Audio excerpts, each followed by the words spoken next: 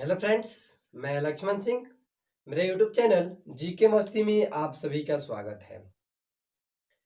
आज हमको क्या पढ़ना है? आज हमको पढ़ना है चैप्टर नंबर 7। और चैप्टर नंबर 7 का और या इस पाठ का क्या नाम है?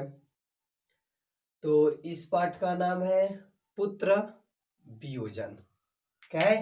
पुत्र वियोग। वियोजन नहीं है, पुत्र वियोग है। और इनके लेखक कौन है? इनके लेखक हैं सुभद्रा कुमारी चौहान। आप लोगों को ये वीडियो अगर पसंद आए या और भी वीडियो जो बनाए हैं आप लोगों को पसंद आता है तो लाइक शेयर जरूर करिएगा और मेरे यूट्यूब चैनल जीके मस्ती पे बने रहिएगा। अक्सर ये 12th का क्लास अभी चल रहा है। इसके बाद जो 10th क्लास का है वो ऑब्जेक्टिव 100 मार्क्स का हिंदी का उसका ऑब्जेक्टिव मिलेगा। तो सोच रहे हैं कि 12th का खत्म हो जाए और इस चैनल पे आप लोगों को हिंदी व्याकरण भी पढ़ाया गया है। आप लोग ध्यान से देख लीजिएगा, ठीक है ना? तो आइए पहले शुरू करते हैं। पहले पाठ का नाम देखेंगे, कौन सा पाठ पढ़ना है हमको? आज हमको पढ़ना है चैप्टर नंबर 7 और इस चैप्टर नंबर 7 का क्या नाम है? पुत्र वियोग। जो पुत्र वियोग है इसके लेखक कौन है? तो जो इनके लेखक है वो है सुभद्रा कुमारी चौहान। कौन है? सुभद्रा कुमारी चौहान। आपसे फर्स्ट क्वेश्चन में बोला जा रहा है कि पुत्र वियोग किनकी रचना है। फर्स्ट क्वेश्चन में बोला गया है कि पुत्र वियोग किनकी रचना है। तो यहाँ पे है पुत्र वियोग और इनके कौन रचयिता है? तो इनके रचयिता है सुभद्रा कुमारी चौहान। तो आप लोग पहले क्वेश्चन पढ़ लीजिएगा ध्यान से कि क्वेश्चन में क्या बोला जा रहा है, उसके बाद आप लोग टिक लगाइएगा।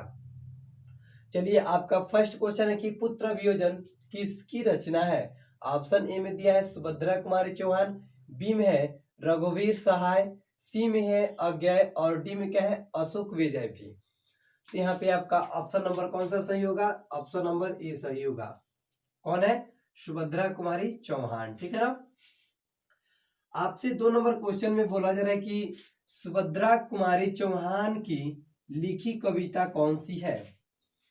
इसमें 4 ऑप्शन में दिया है और बोला जा रहा है कि सुभद्रा कुमारी चौहान का इस 4 ऑप्शन में से कौन सा लिखा हुआ उनका कविता है। ऑप्शन ए में दिया है प्यारे नन्हे बेटे को, क्या है?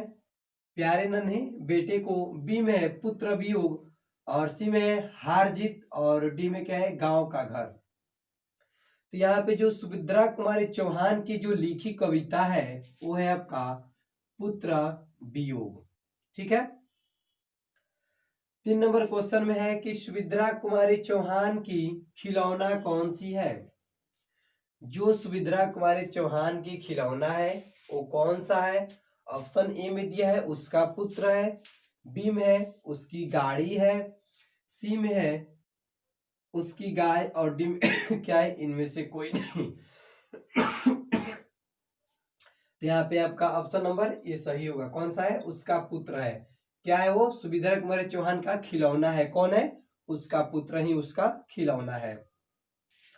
4 नंबर क्वेश्चन में बोला जा रहा है कवि यात्री अपने आप को असहाय क्यों कहती है।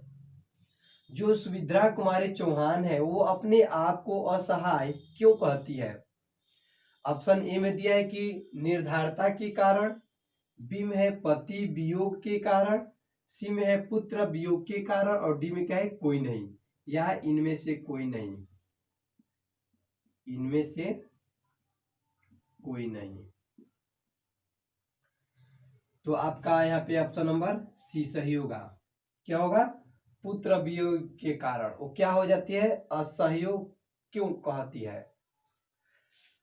तो आपका ऑप्शन नंबर कौन सा सही होगा? ऑप्शन नंबर सी सही होगा। 5 नंबर क्वेश्चन में बोला जा रहा है कि कवि यात्री सुभद्रा कुमारी चौहान का जन्म कब और कहाँ हुआ था। क्वेश्चन में बोला गया है कि जो सुभद्रा कुमारी चौहान है या जो इस पाठ के लेखक है उनका जन्म कब और कहाँ हुआ था। ऑप्शन ए में दिया है 4 अगस्त 1904 इलाहाबाद उत्तर प्रदेश में, बी में है 16 अगस्त 1905 इलाहाबाद उत्तर प्रदेश। और सी में है 16 अक्टूबर 1904 फर्रुखाबाद उत्तर प्रदेश। और डी में क्या है 16 अक्टूबर 1924 मुरादाबाद उत्तर प्रदेश। तो यहाँ पे आपका ऑप्शन नंबर बी सही होगा। कहाँ पे है 16 अगस्त 1905 को कहाँ हुआ था इलाहाबाद में, और इलाहाबाद कहाँ है उत्तर प्रदेश में। 6 नंबर क्वेश्चन है माँ के लिए अपने मन को समझना कब कठिन हो जाता है। क्वेश्चन में बोला जा रहा है कि माँ के लिए अपने मन को समझना कब कठिन हो जाता है। ऑप्शन ए में दिया है धन नष्ट हो जाने पर, बी में पुत्र के मृत्यु पर, सी में पति के मृत्यु पर, और डी में क्या है पिता के मृत्यु पर। तो यहाँ पे क्वेश्चन आप लोग पहले ध्यान से पढ़िए कि क्वेश्चन में क्या बोला जा रहा है। क्वेश्चन में बोला जा रहा है कि माँ के लिए अपने मन को समझना कब कठिन हो जाता है। माँ अपने मन को कब समझ नहीं पाती है, जब उसका पुत्र मृत्यु पर या मृत्यु हो जाता है, तब वो क्या करती है अपने मन को समझना कठिन कर लेती है।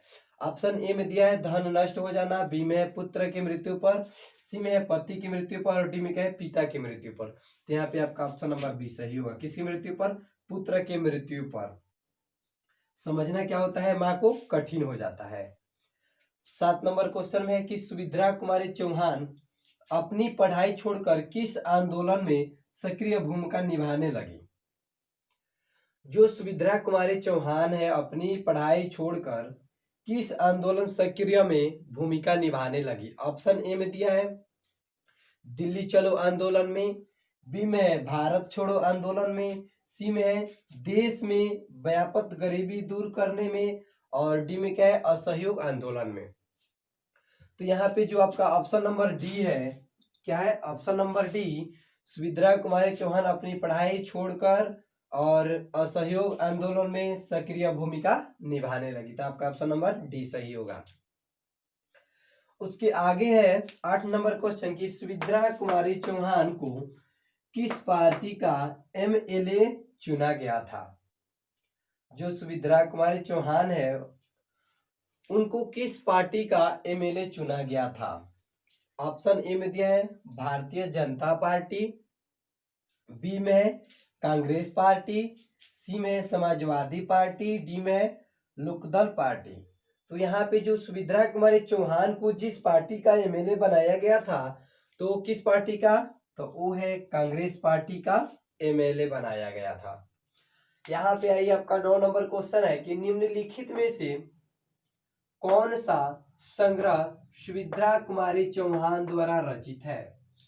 यहाँ पे बोला जा रहा है कि जो इसमें 4 ऑप्शन दिए गए हैं इसमें से कौन सा संग्रह सुभद्रा कुमारी चौहान द्वारा रचित है। ए में दिया है अनमोल कोश, बी में है बिखरे मोती, सी में है अनमोल निधि, और डी में क्या है मुकुल। तो यहाँ पे आपका ऑप्शन नंबर कौन सा सही होगा, ऑप्शन नंबर डी सही होगा मुकुल। ठीक है ना। 10 नंबर क्वेश्चन है कि सुभद्रा कुमारी चौहान किस वर्ग के कवि यात्री है। क्वेश्चन में बोला जा रहा है कि जो सुभद्रा कुमारी चौहान है किस वर्ग के कवि यात्री है।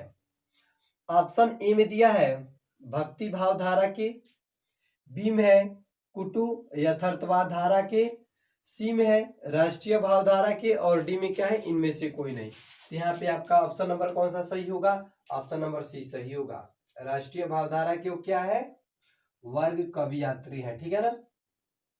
11 नंबर क्वेश्चन है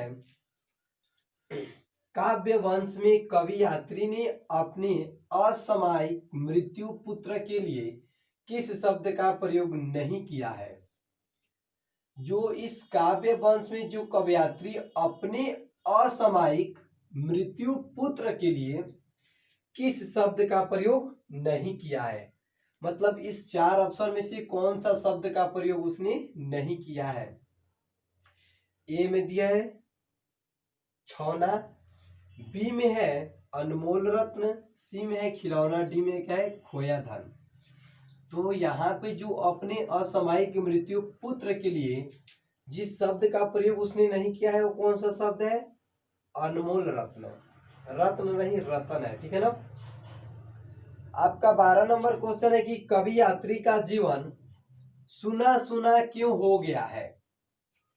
क्वेश्चन में बोला जा रहा है कि सुभद्रा कुमारी चौहान का जीवन सुना सुना क्यों हो गया है, या इसमें दिया है कि कवि यात्री का जीवन सुना सुना क्यों हो गया है।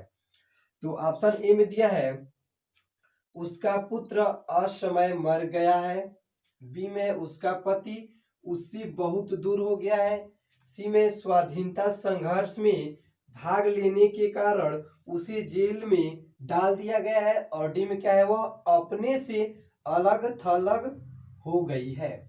तो यहाँ पे कवि यात्री का जो जीवन सुना सुना क्यों हो गया है, तो वो हो गया है उसका पुत्र असमय मर गया है, क्योंकि उसके पुत्र का अभी उम्र नहीं हुआ था और उसका क्या हो गया था, उसका निधन हो गया था या मृत्यु हो गया था, ठीक है। इसीलिए जो कवि यात्री हैं उनका जीवन क्या है, सुना सुना है। आपका 13 नंबर क्वेश्चन है सुभद्रा कुमारी चौहान की कविता का क्या नाम है। आपका जो 13 नंबर क्वेश्चन है, तो यहाँ पे बोला जा रहा है कि सुभद्रा कुमारी चौहान की कविता का क्या नाम है। ऑप्शन ए में दिया है प्यारे नन्हे बेटे को, बी में पुत्र वियोग, सी में हार जीत, और डी में क्या है गांव का। ये क्वेश्चन यहाँ पे हम 2 नंबर में लिख दिए हैं, ठीक है। तो आप लोग थोड़ा ध्यान दीजिएगा, यहाँ पे थोड़ा अलग है और वहां पे कुछ अलग है। यहाँ पे बोल रहे हैं कि कविता का क्या नाम है, और वहां पे लिखे हैं कि लिखी कविता कौन सी है। सुभद्रा कुमारी चौहान की लिखी कविता कौन सी है, तो वह पुत्र वियोग, और यहाँ पे बोला जा रहा है कि सुभद्रा कुमारी चौहान की कविता का क्या नाम है, तो उनका कविता का नाम है पुत्र वियोग। आपका ऑप्शन नंबर बी सही होगा। चलिए ये चैप्टर आपका खत्म हो गया, फिर अगले चैप्टर में मिलते हैं, चैप्टर नंबर 8 में। और ये वीडियो आपको पसंद आए तो लाइक शेयर जरूर करिएगा, और मेरे यूट्यूब चैनल जीके मस्ती पे बने रहिएगा, और आप लोग चैनल को सब्सक्राइब जरूर करें और पूरा वीडियो जरूर देखें, ठीक है ना। Thank you.